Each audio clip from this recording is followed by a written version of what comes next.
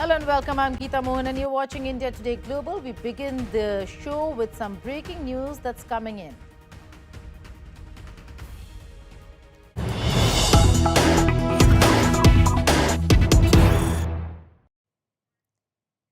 Well, news that's just coming in. External Affairs Minister Dr. Jaishankar has spoken to his U.S. counterpart, U.S. Secretary of State Marco Rubio. Jaishankar, in a social media post, has said that he's just concluded a good conversation with Secretary Rubio. The two sides discussed trade, critical minerals, nuclear cooperation, defense, and energy.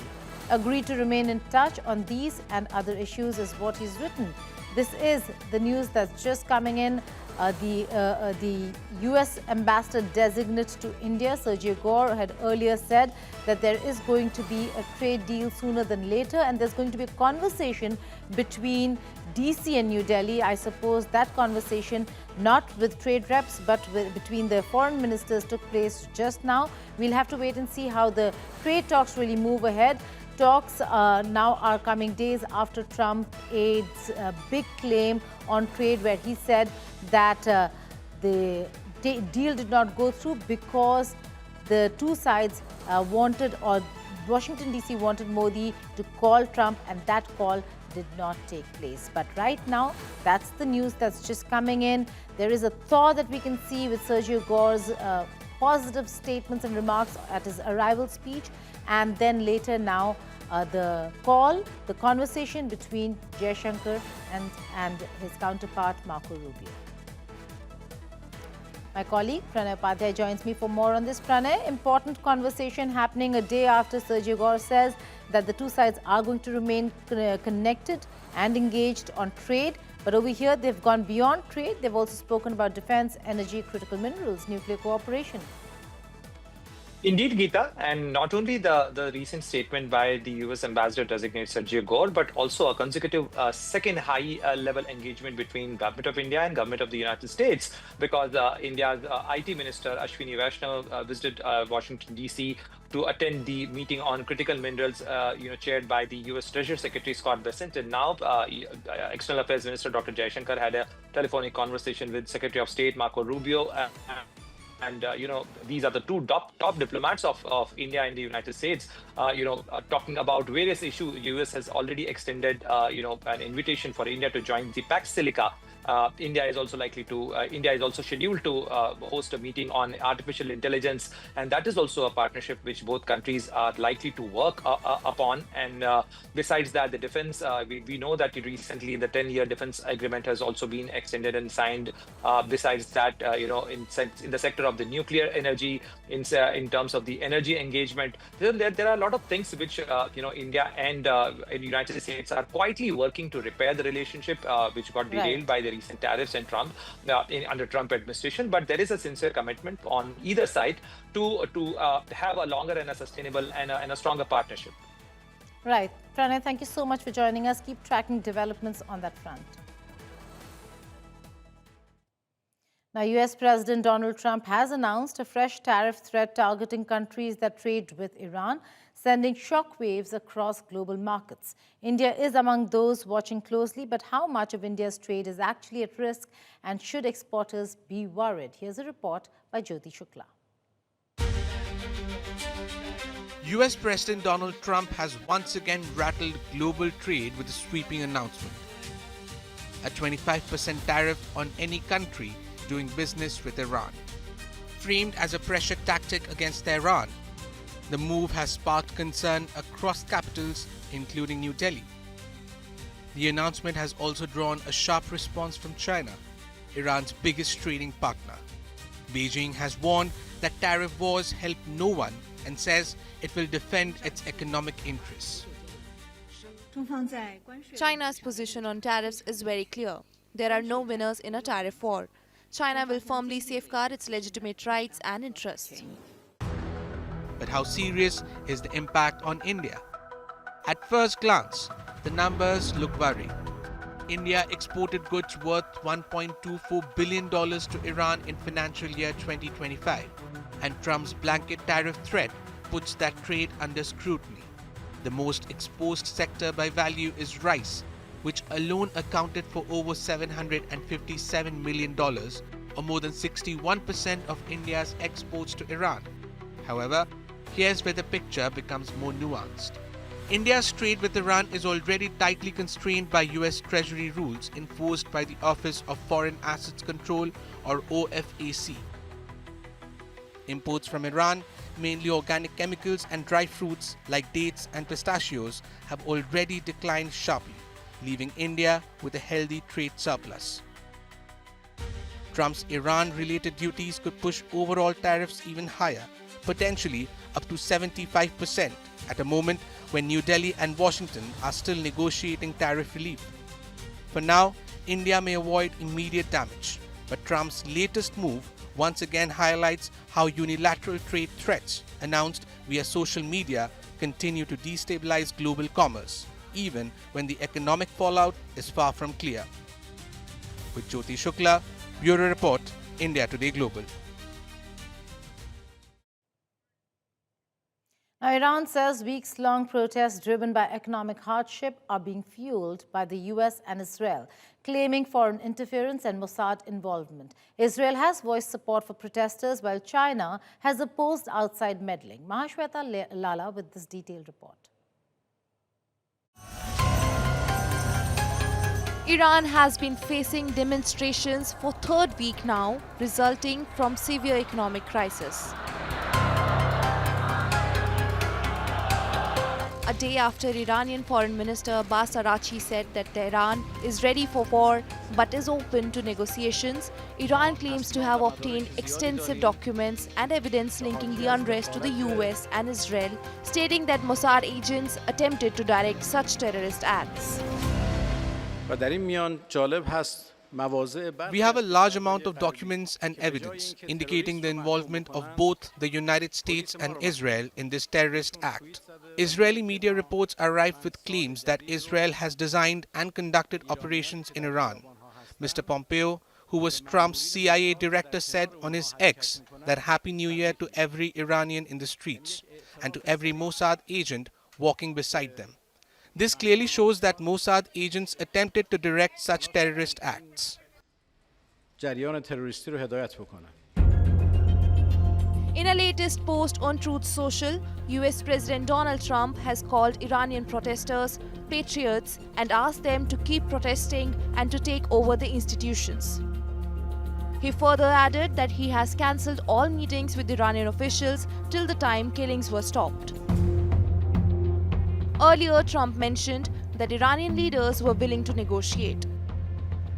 This also comes after Israeli Prime Minister Benjamin Netanyahu, during a cabinet meet, expressed his support for the protesters in Iran.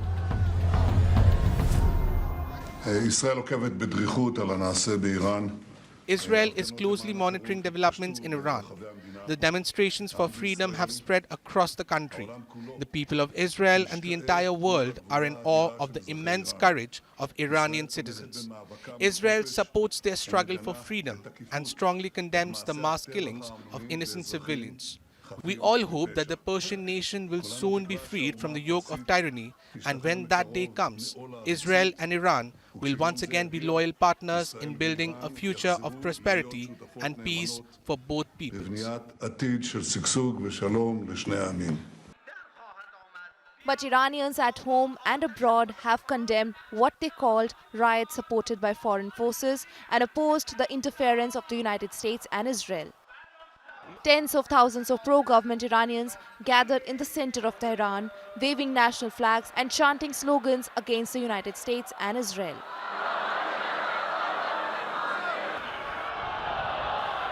They said that the US and Israel used terrorists to create unrest in Iran with the aim of weakening and splitting Iran while seeking their own interests.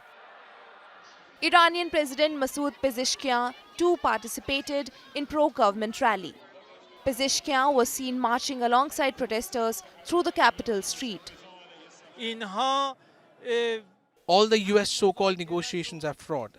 They just want to make Iran unsafe and divided, just like what they did in Syria and Iraq, and seek their own interests. The American president is talking nonsense. He wants to stir up Muslim countries. They want wars to break out between them. In other words, for Muslims to kill each other. That's what I think. China, while expressing concern for the security of its citizens in Iran, condemned foreign interference in the internal affairs of another country. China hopes and supports Iran in maintaining national stability. We have always opposed interference in other countries' international affairs and the use or threat of force in international relations, and hope that all parties will do more to promote peace and stability in the Middle East. The widespread protest in the 31 provinces of Iran is the biggest since 2022 protest followed the death of Mahsa Amini in police custody. With Mahashweta Lala, Bureau Report, India Today. And joining me to discuss Iran is Hossein Rafipour. He's a postdoctoral researcher at the University of Oxford, joining me from London, from the United Kingdom.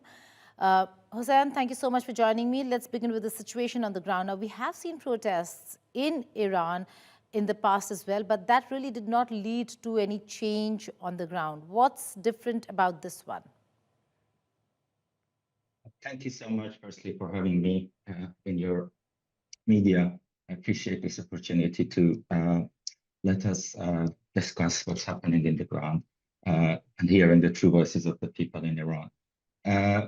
Yeah, that's a very good mention that it's not just the first time that people are protesting in the streets. We have been doing this for many, many years. I lived in Iran for about 30 years, and since I was a teenager, I remember there was a protest about many different issues.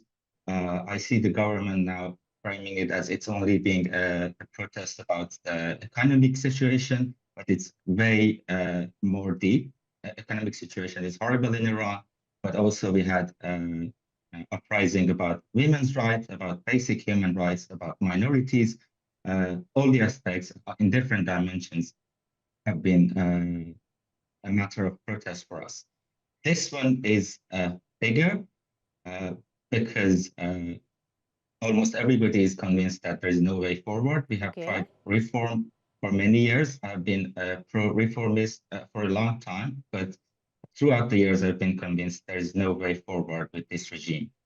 That's why people are chanting for regime change. Let me interrupt you here. You know, in a scenario where we're looking at tensions, but also a lot of protests, like we see on your screen, there are also pro-government rallies that we're seeing, and there is a massive allegation by the Tehran administration that of foreign hand in these protests. America and Mossad have been named.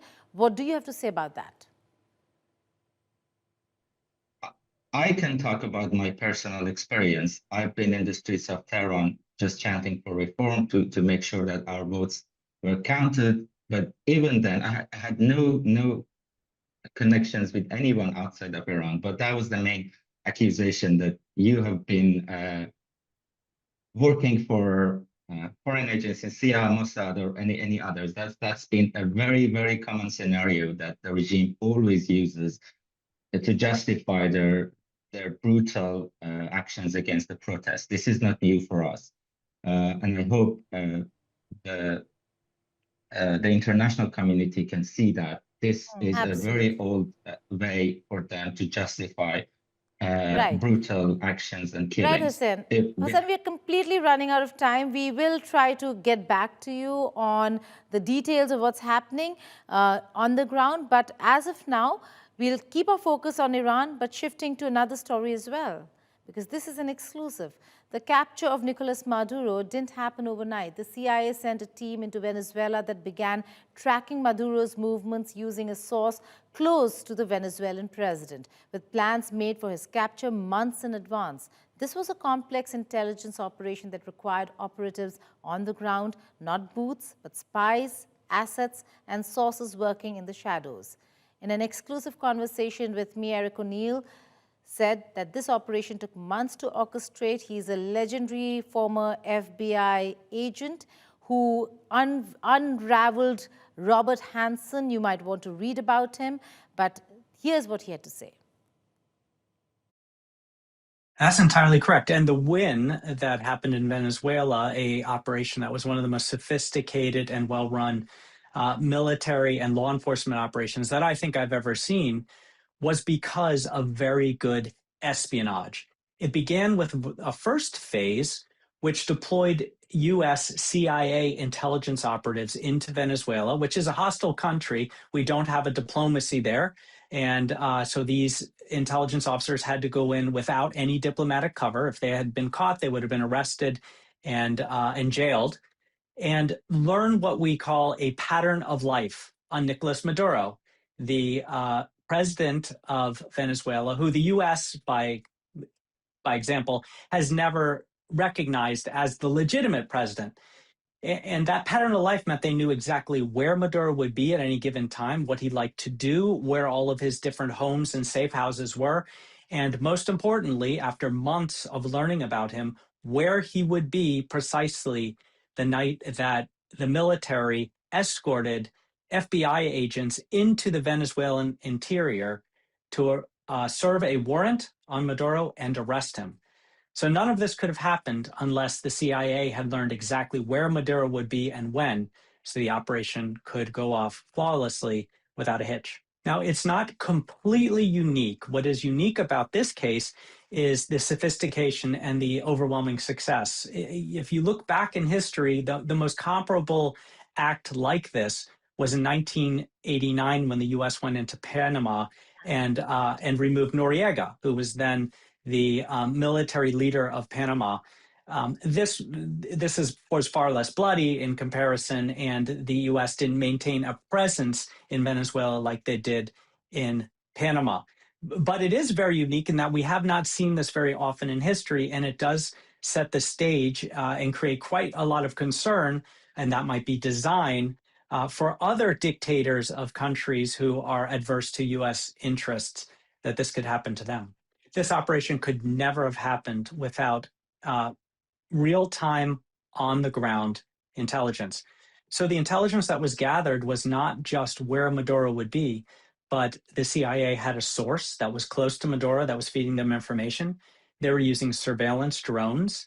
They were using cyber espionage, and I am almost 100% certain that when the invasion of Venezuela to allow helicopters to move into the interior happened, that was the military strike, about 120 planes who led bombing runs at military installations. That actually began with a cyber attack that turned the lights out in Caracas and denied the Venezuelan military their early warning systems, radar and other systems, that those planes were coming. So the military in Venezuela, the secret police surrounding Maduro were caught completely off guard and totally blind to the fact that this was happening until special forces and FBI agents showed up at Maduro's door at a safe house he ran to and arrested him. So yes, you are completely right, Geeta. It was all intelligence that allowed this to happen. I think it would be very difficult to pull this off had there not been a source who was providing information from within that circle, or at least very close to Maduro. It's hard to keep track of someone in a hostile country. That person would have had to give them some information and intel on his movements, where he liked to go, where his homes were. And so certainly that penetration of the inner circle, what we call a mole or a trusted insider, was critical to the success of this operation. Well, military operations across the entire world in different points at the same time are difficult because we only have so much military. So, for example, there is critical unrest in Iran. And there are some who are thinking that perhaps the U.S. could be planning a strike in Iran. That could be difficult considering that many of our surface warfare ships are blockading Venezuela. So do you move them all the way back to the Middle East, or do you leave them there in the Caribbean?